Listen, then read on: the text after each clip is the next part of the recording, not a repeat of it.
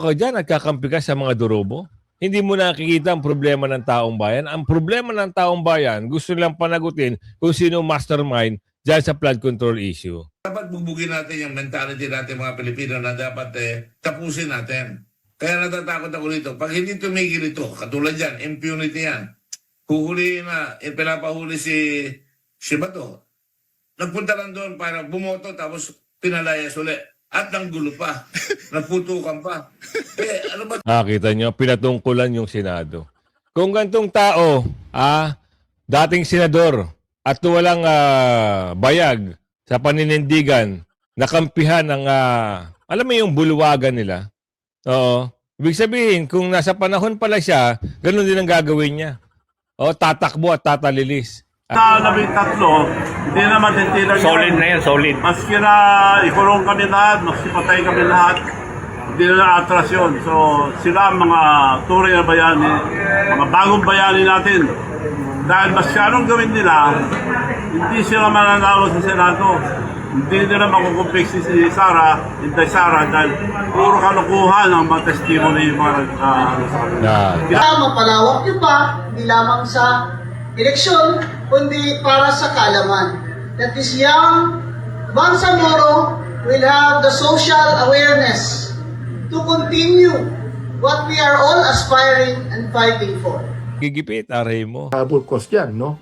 Ngayon, sinabi ko nga, kung si Sunny Trillanes lang ang nag-open up ng 6.7 billion na yan, no?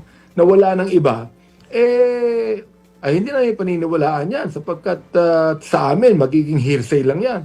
Pero, nung tinawag namin ng AMLAC at kinatigan ng AMLAC ang sinabi ni... Yun tayo. Nung tinawag nila ang AMLAC, ang bilis. Bago ang appointed yung yung director ng AMLAC Yes. Good morning mga kasama. Nandito na naman tayo. Si Kuya Gus nagbabalik. At syempre kung di ka pa nakasubscribe, mag-subscribe ka na at hit mo na rin yung bell para lagi kang updated sa ating mga video. Bago tayo rumekta, ito patutsada ni Boy Laway. Ngayon mukhang atang umi-eksena na naman sa issue ng politika. Mama, maghunos dilig ho kayo. Dahil pag binabanatan nyo ang mga Duterte, baka hindi ho kayo makakuha ng boto. Kaya tantanan nyo na. Kung dati natalo kayo dahil hindi na kayo gusto ng tao, pag ho kayo tumakbo, matatalo uli kayo dahil ayaw sa inyo, dahil binabanatan nyo ang mga Duterte. Matatapos kaagad ang karera nyo, kaya hinay-hinay lang ho sa pagbanat. At sobrang ngaw-ngaw. Huwag kayong masyadong mangaw-ngaw. Ito pa. Galawan, Galawan sa, BP Sara, patunay na wala silang pantao. Yun. Wala talagang itatapat kay BP Sara pagdating sa 2028 election. Mahihirapan sila. Dito pa nga lang, ngayon, hirap na hirap Mula 2023, hindi nila kayang pabagsakin. Dahil pumapalag At saka hindi. Ito ang isang example na talagang lahat ng tao, halos lahat, sabihin na natin, ang milyon-milyon Pilipino ay nagmamahal sa mga Duterte mula noon hanggang ngayon. Ngayon, belated happy birthday kay Madam Vice President Sara Duterte. Dahil kahapon, nabisi tayo, Sunday, hindi na natin nabanggit. At bago tayo rumekta, ayan ang join button na kung gusto nyo sumali sa ating komunidad, pindutin nyo lang yan at sa dulo ng ating video, yung shoutout segment natin. Hindi ho tayo magtatapos hanggat hindi natin masya-shoutout. Ito, banat ni hapyawan natin. Itong si Boy Laway. Ako, sa akin ang tagot ko siya, I have not given up. Talaga may frustration, no? Pero dapat ang tao rin, sumama naman. Hindi yung kansyaw lang tayo ng kansyaw, tapos wala tayo gagawin. Ilan sabi ko palagi, Cesar. Kita nyo. Gusto pa atang na isama daw yung mga taong bayan. Para saan? Gawin nating role natin ang bilang Pilipino. Ano ba ang gusto mo ipabatid, Mama? Sino ang gusto niyo pabagsakin? We Filipinos know what we do not want, but we don't know what we want. What do we really want? A government that is accountable. A government that can enforce the law. If they cannot do that, then the public must go all out. Mabuti pa yung mga driver eh. Di ba? Nasa Kita nyo? Sabi niya, the public must go out. Ngayon, kung sino ba ang puntirya mo dito, bakit hindi mo pag-ukulan, pansinin, yung sinasabi mo accountability? Sino ba ang pinatutungkulan mo dito? Kasi puro ka ngaw-ngaw eh, hindi ka naman senador eh. Di ba? Oo nga, meron kang karapatan as a Filipino citizen. Pero, kung kukuha ka ng sipatya, pa-interview dito, pa-interview doon, at mga Duterte ang babanatan, wag ho. Wag kami, iba na lang. Kasi, hindi ka makakuha ng sipatya sa mga solid supporter ng Duterte. Nandiyan sila, kukuha sila, nag-iingay sila. Eh dito sa atin eh, parang ang ingay, para may short term lang. Dapat yung long term. And nag-EDSA na tayo 2 beses. Nag-coup tayo, wala rin nangyari. Di ba? Marami mga coup, di rin napaparusahan yung mga nakipag-kudita. Dapat merong closure. And if we do not have any closure, uulit at uulit dyan. At anong penalty dyan? Kaya mahirap ang Pilipinas, wala halos pumunta rito. Samantalang ang Vietnam, nakita niyo sa Vietnam, nung inimbestiga nila katulad ng Pharmany, may nagluloko doon sa kanilang testing, tanggal yung kanilang ministro ng health. Kagad, hindi nagtagal. Tinanggal kagad. Dito wala eh. Nakakalusot yung mga ministro. Yung presidente pa, sinasabi, walang kasalanan yan. Ako naglagay dyan. Yun, dapat patungkulan mo. O sino yung mga magnanakaw at durobo. Sila ang tumbukin mo, pangalanan mo. Mas matutuwa pa kami sa inyo. Pero kasi may banat to na. Hindi mo masabi na talagang, ano ka ba? Oo, magngangaw ka dyan at kakampi ka sa mga durobo. Hindi mo nakikita ang problema ng taong bayan. Ang problema ng taong bayan, gusto nilang panagutin kung sino mastermind dyan sa flood control issue. Ngayon, kung magiging papel mo lang dyan, magngangaw ka, at sasabihin mo, panagutin si ganito, panagutin si ganito. Wala rin, useless lang din eh. Di ba? Para kumukuha ka lang simpatya, andyan na naman si Boy Laway, parang wala akong boto makukuha pag ganyan na puro ngaw-ngaw.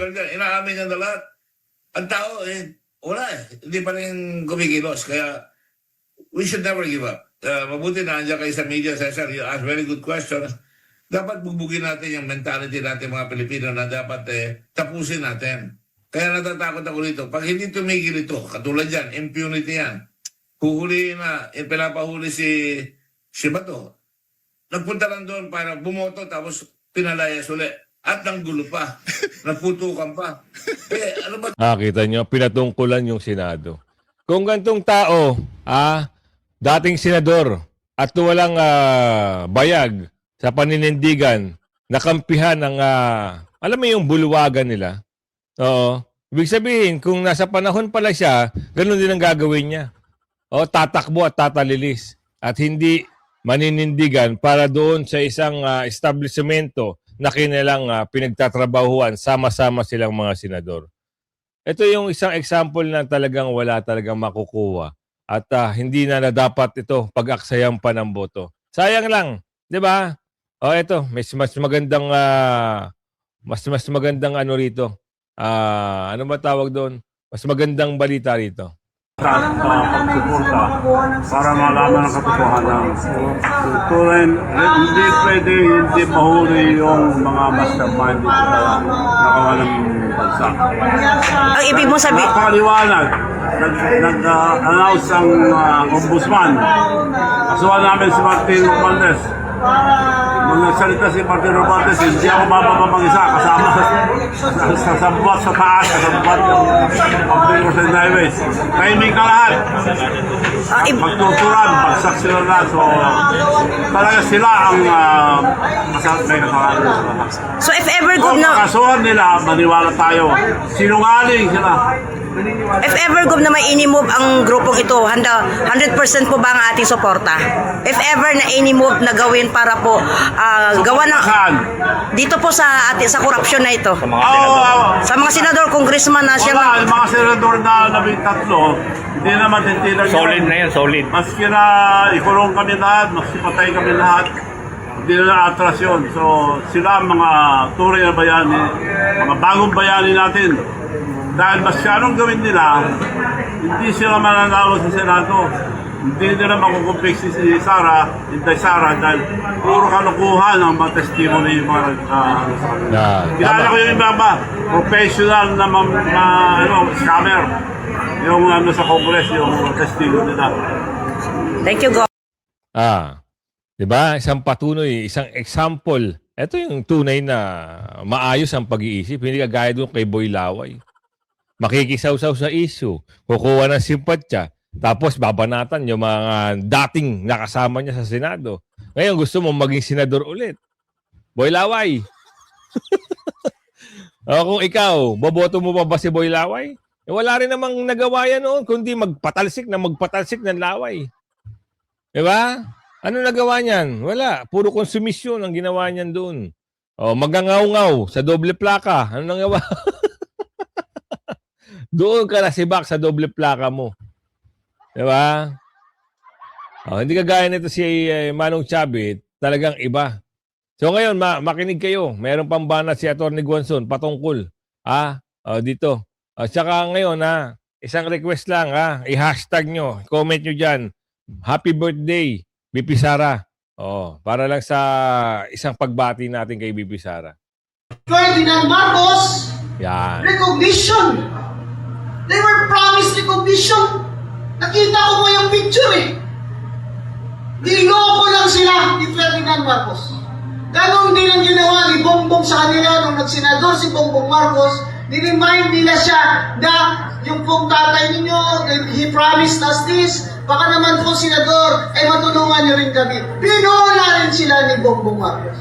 Hanggang ngayon, ang Sultanate of Sulu is still seeking what most of you are seeking. Recognition as a people, as loyal, courageous Filipinos.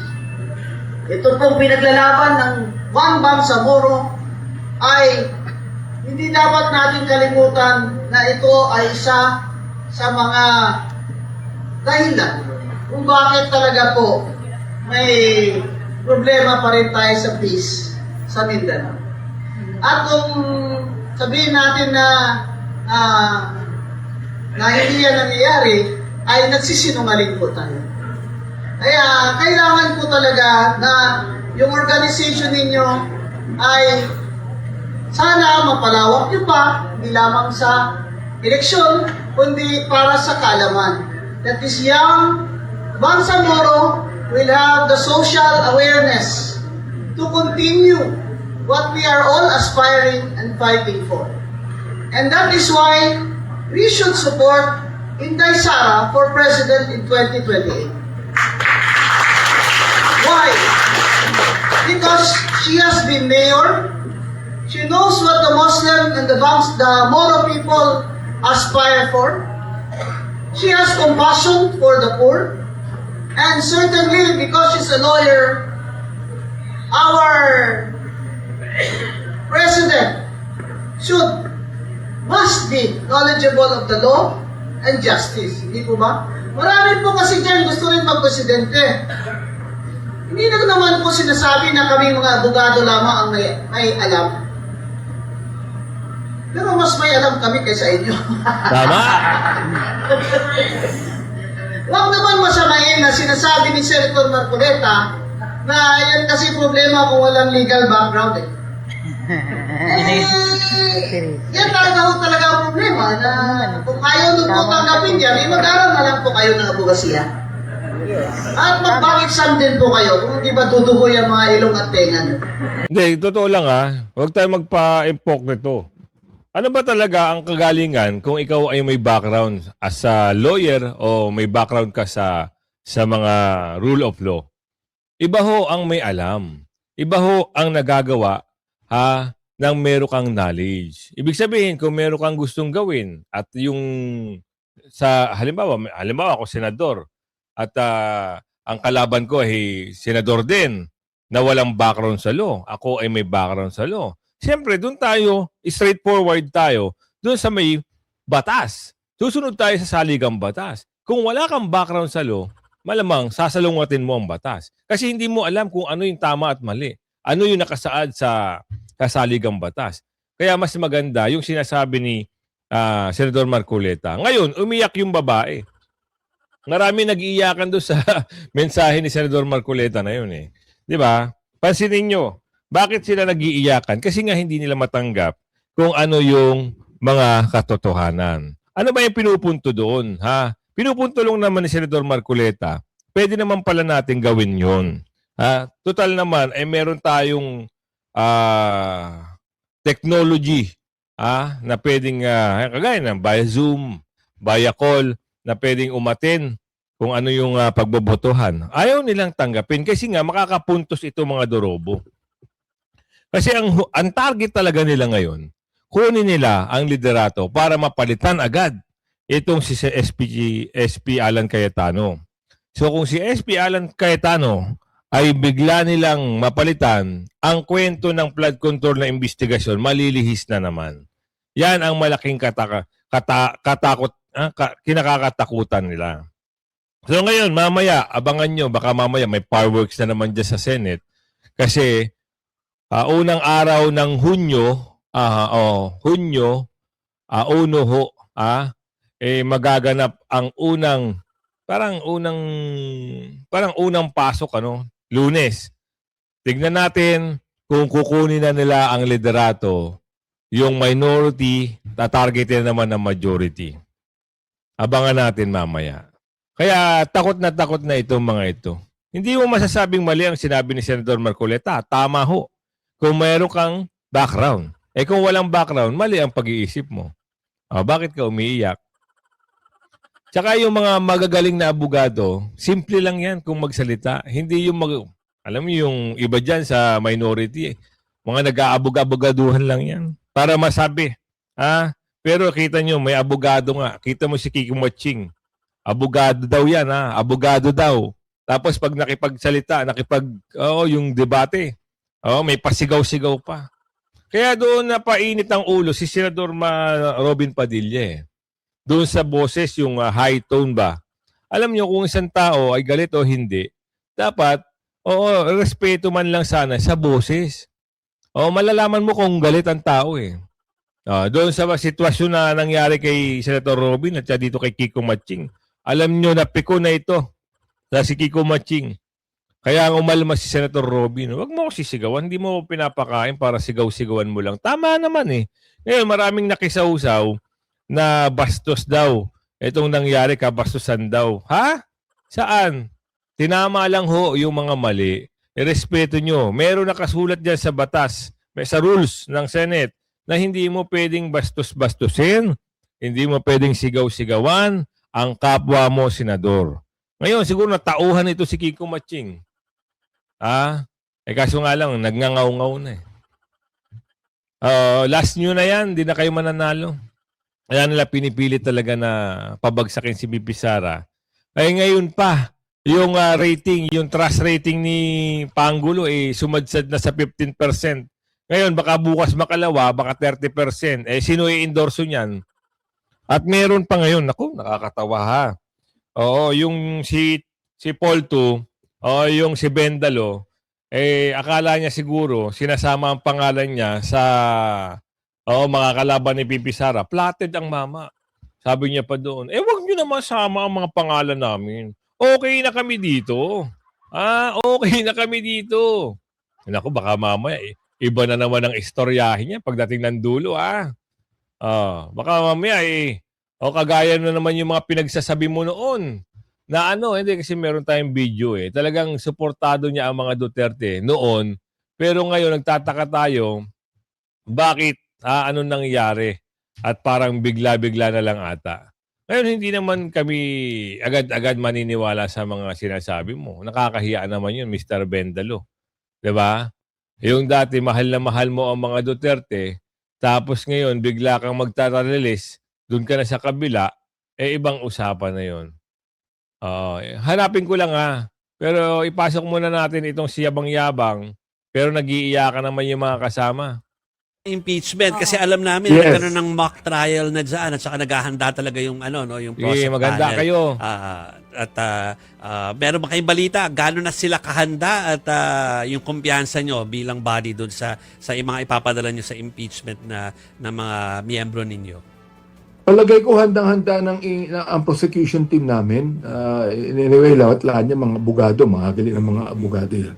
Handang-handa na sapagkat wala naman po kaming hindi na pag-usapan when we decided on the impeachment sa plenaryo ng 257 votes. Nakita po naman nila yung probable cause nito eh. Hindi lang isa, kundi mga apat yan, no?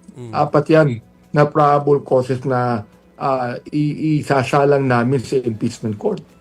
Kaya palagay ko handang-handa na sila dyan eh. They Yes. know what they're gonna do about it. Okay. Meron na kaming, palagay ko, meron na rin tinatawag na private prosecutors dyan, no? Yes. Na napili. Mhm. Sir, kausap namin ng ilan sa kanila tapos lalo, pinaka-latest kagabi si Congressman Shell Jokno sinasabi, at medyo tikim ang bibig niya sa strategy, ano. Pero kayo, baka naman pwedeng kayong magsalita. No?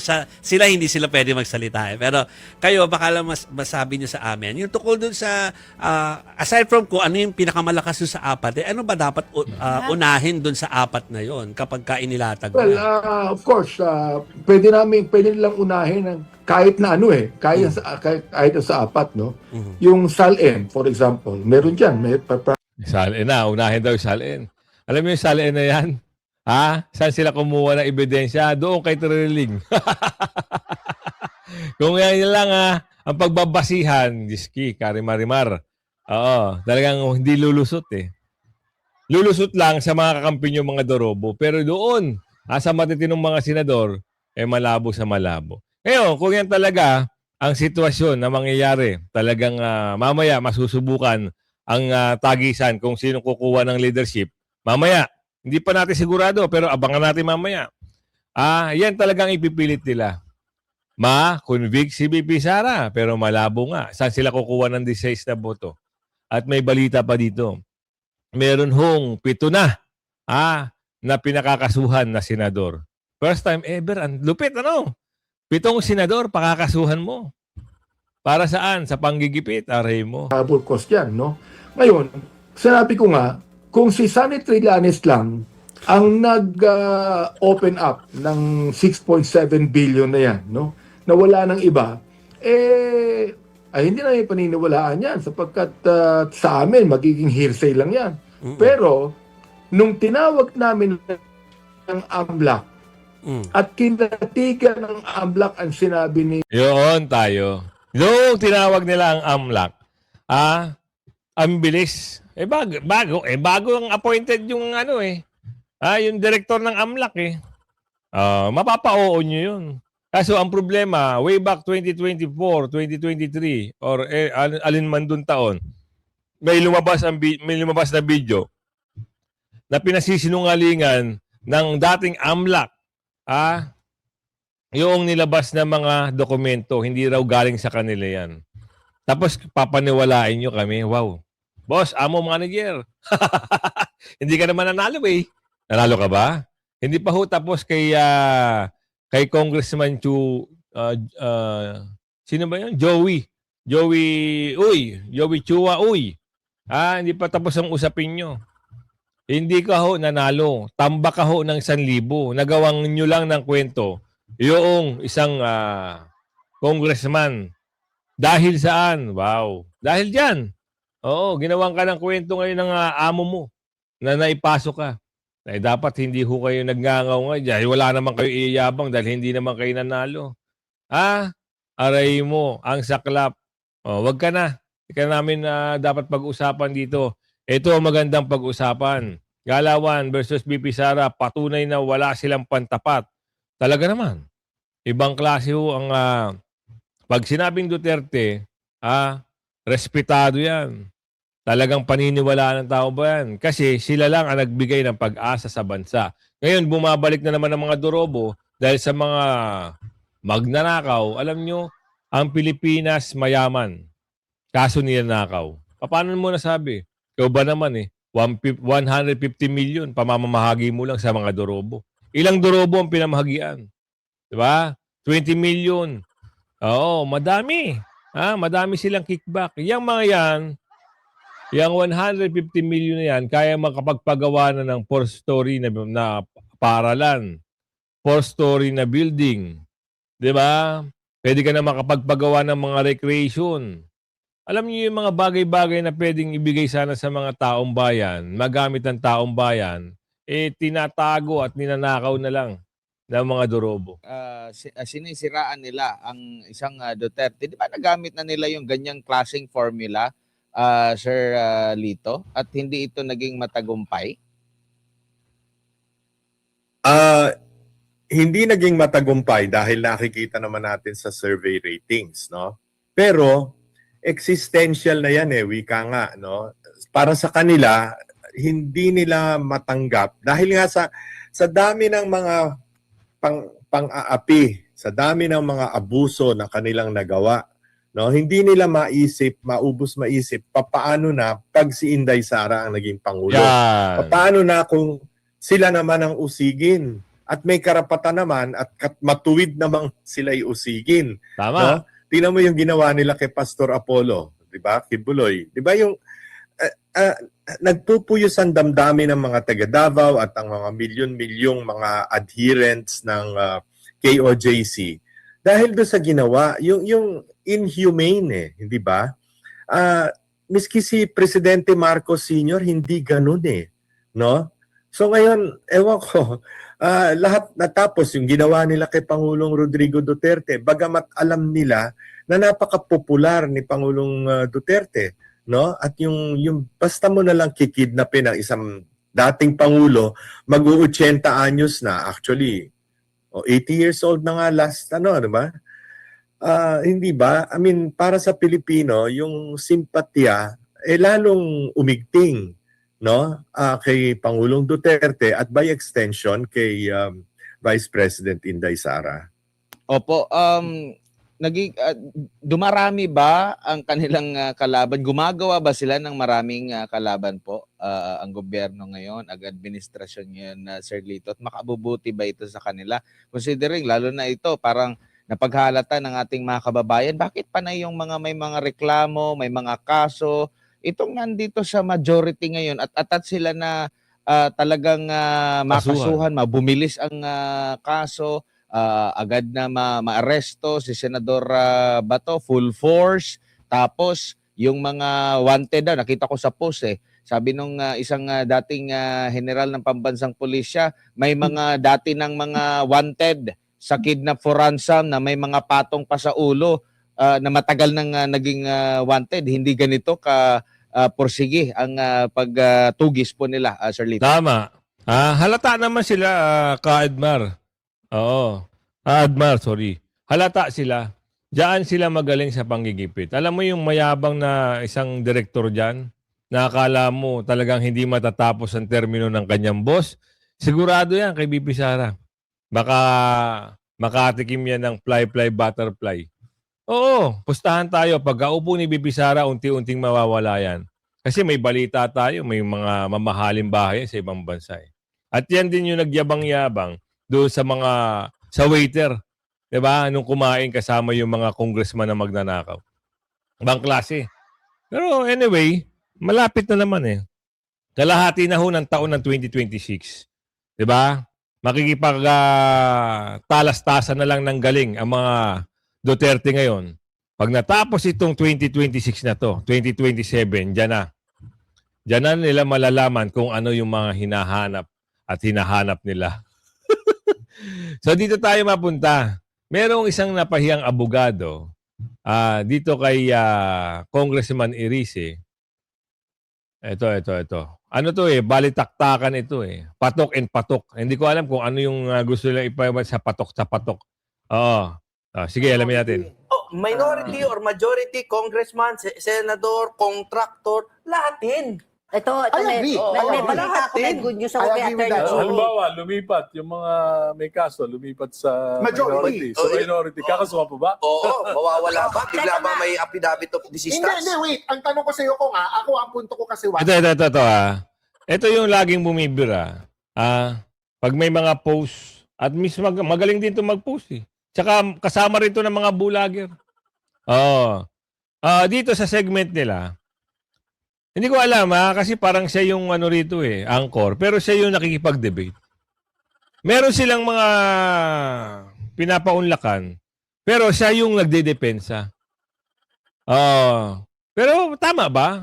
Siguro, tama. Kasi pinapanood sila Pero dito sa punto na ito, supal-pal siya dito kay Congressman Erice. Kung madaming kinakasuhan sa majority, is it coincidence or politics? Or is it sila talagang may kasalanan? Oh yes, from the Well, ako, ang tingin ko sinabi ko sa iyo, halos lahat ng nakaupo nung 19th Congress involved. 125 billion yung parte ng Senate sa Bicameral Conference Committee. Tama. Lahat yan nabigyan. At kung talagang imbestigahan, madali lang So lahat dapat kasuhan. magte-take off Hindi, lang. dapat imbestigahan. Lahat. Kasi, alimbawa, for example, isang senador, meron siyang insertion or amendment for a flood control project. Kung na-implement naman ng maayos, bakit mo naman kakasuhan? Correct. Ayun. Tama nga naman. Ito kasi naman si attorney naman. May kinalaman. Ang problema lang, mukhang iniimbestigahan lang yung gustong imbestigahan. Okay. Diba? Lady naman, yung problema. let the lady speak. Yes, ma'am. Yes, ma'am. Yes, ma'am. First, the good news kay Attorney Jimmy kasi ito pinupush niya nung pa yung 18 Marines. Kanina in-announce ni Senate President Alan Peter, Yes. kaya tama sa live Ayun. streaming niya. Mag-hearing na sa next Thursday, June 4. ang Senate Blue Ribbon Subcommittee Yes. headed by Senator Marcoleta. Yes. And I'm pretty sure yung 18 Marines mo, ipapasok Will be niya. witnesses. Opo, at ito po ay tagumpay po ng taong bayan at Tama! kinabukasan po ng Pilipinas. Totoong-totoo po yan galing sa puso. Kasi po, kailangan natin malaman talaga kung paano tayo ninakawan. Hindi lang ng isa, hindi pwedeng si Jingoy lang. It's unfair. Yo. It's against the basic tenets of law. Yun ang sinasabi mo, di ba, na hindi lang nag-i-end yan kay Speaker Romualdez. Yes. It goes all the way sa Malacanang. And the ombudsman should exercise restraint. Ma'am, sa tingin ko naman, makasabat ako dyan. Alam nyo, pagka nag-imbestiga yung Blue Ribbon ni Senator Ping Lacson, ang punterya, yung mga Maka-Duterte. Tama. Pagka naman nag-imbestiga yung kay Marcoleta, ang punterya, yung Maka Marcos. The administration. Bakit naman ang nagpaanukala na ng priority legislation niya, si Presidente Marcos, sabi niya, mag-create ng Independent People's Commission na pinag-overtime kami hanggang gabi, pagkatapos biglang pinatay. Ang bill. Hindi pa pwede ipakita ang resulta. So, ibig sabihin, itong lahat na ito, politika lang to ng Marcos at Duterte. Okay. Ngayon, ano ang problema nating mga Pilipino? Dahil dyan, sa politika nila, 7.2 ang inflation rate. 2.8% ang GDP ng first quarter. Aray. At ang projection for 2026, 4.1% ang GDP natin. Anong masama dito? 9% ang average increase Ideal, oo. ng Ideal. ating loans, borrowings, every year. Ngayon, nasa 18.5 na. Yeah. At ang projection, 22 billion o 10 billion na mauutang ng Marcos administration. Hindi ito yung geopolitics problem sa Middle East. Bakit? Yung mga katabing bansa natin naka-recover na. Okay. Ikakat lang kita, Congressman, kasi gusto kong balikan yung political dynasty mo na i-relate ko lang sa Game of Thrones. Parang ang mga dynasty nga yung sinasabi mo, nag-aano. Doon sa Game of Thrones, the winter's coming. Pero si Ombudsman Remula, sinabi niya, sa summer ay Mag-iinit. mag-iinit Ang dahil sa tag-init. marami pang kaso. Sino mga hula mong kakasuhan El Nino. after Senator Well, Jinggoy? sa tingin ko, kasi si Ombudsman Remula, politiko Very close to Yun, tama. Marcoses. So, ibig Former sabihin, Justice Secretary. hindi, saka, ibig sabihin, paano niya papanagutin? For example, si Secretary Pangandaman, siya pumirma lahat ng mga SARO. But she has a pending case. Yeah. May mga nag-complain. May nag-file. For your information, yeah. Bakit gano'n? Basta malapit sa Malacanang, mabagal. Hindi pinapatawag. Di ba? For example, yung dalawang Bersamin. Kung Egay, ako, with your Pangandaman, indulgence, narinig ko ang mga arguments mo, politika ng Marcos, politika ng Duterte. With your indulgence, ako, what I can say is, just because we prosecute one for now, does not mean we will not prosecute the others. Yes. It's correct. Pero mas importante yung nakaupo. Bakit sila may hawak ng pera Ayan. Sabi, So you're saying, Ombudsman will not do it? Okay. I don't think so. Yeah. On that note, If he proves you wrong. yes. Then, Let's- luluhod ako sa kanya. Let's go to headline number Yun 2. nga sinabi ni, ni Ako, tupa lang yan, ha? Sabi ko, baka mauna pa tayo Toby makulong, ha? Eh, bakit siya Sisimula na sa katapusan ng Nobyembre. Hindi na ito confirmation. Confirmed na. Anong say ninyo? Patok o putok? Confirm na daw. Yeah. Hindi ko nabasa. Yung sa ICC, ito ICC magandang naman. tanong. At maganda. Oh. Sa ICC, nagkaroon na ng November 30 ang trial ni Senator, former President Rodrigo Duterte with his new lawyers. Is that a good news? Wala nang ano dyan, wala nang... hindi napapansin lang natin good news ito para sa kay Tatay Digong dahil yung bagong lawyer niya medyo... yung bagong judge. Hindi yung bago kasi yung dating nasa wala yun. Talagang merong...